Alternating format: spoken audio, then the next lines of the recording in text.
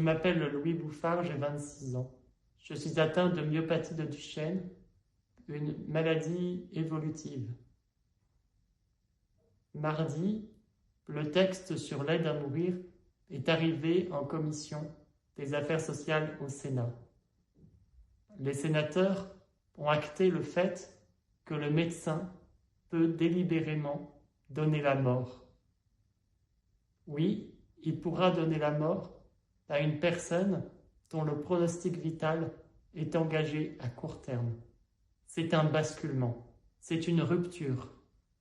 C'est acter le fait que l'on donne au médecin le pouvoir d'administrer la mort. Dans ce débat, il y a quelque chose qui me choque. C'est cette remise en question de la dignité humaine.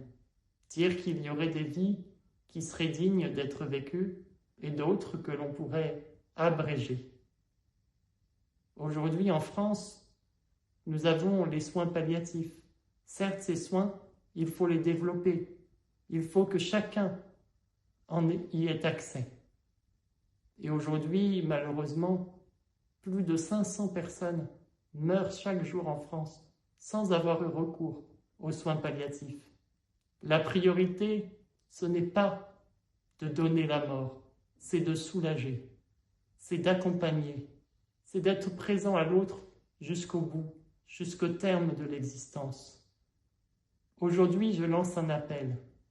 Mobilisez-vous, écrivez à vos sénateurs, dites combien la vie humaine est précieuse, combien les derniers instants peuvent être des moments de vie. Oui, jusqu'au bout, il y a de la vie. Oui, bien sûr, ce sont des moments difficiles. La souffrance peut surgir, mais on n'abandonne pas les personnes. On les soulage, on les accompagne. Depuis la loi Claes-Leonetti, on permet ce que l'on appelle la sédation profonde et continue, maintenue jusqu'au décès.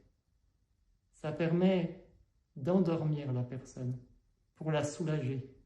L'intention est de soulager, non pas de donner la mort. Aujourd'hui, si on acte le fait que l'on peut donner la mort, c'est nier la fraternité qui nous lie. Oui, la société doit donner les moyens de vivre et non organiser la mort des plus fragiles.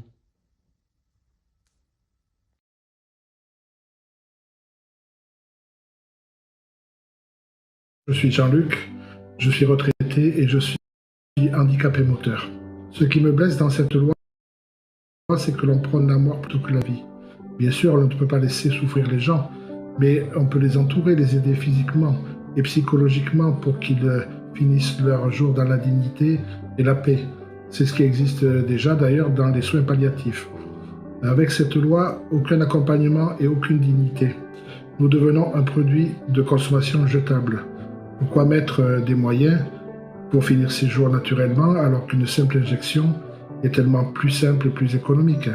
Si un jour je suis très déprimé, que je ne supporte plus mon handicap, est-ce qu'un médecin va m'orienter vers l'injection létale alors que mon cas n'est pas désespéré? Si par ailleurs mon épouse veut m'aider en empêchant que je me laisse aller, elle va être condamnée pour entrave. Donc cette loi, c'est un véritable piège. On nous a déjà enlevé le droit de naître avec l'IVG. Maintenant, on veut nous enlever le droit de vivre. La vie est infiniment précieuse. Il faut la préserver dans la mesure du possible. Moi, je choisis la vie.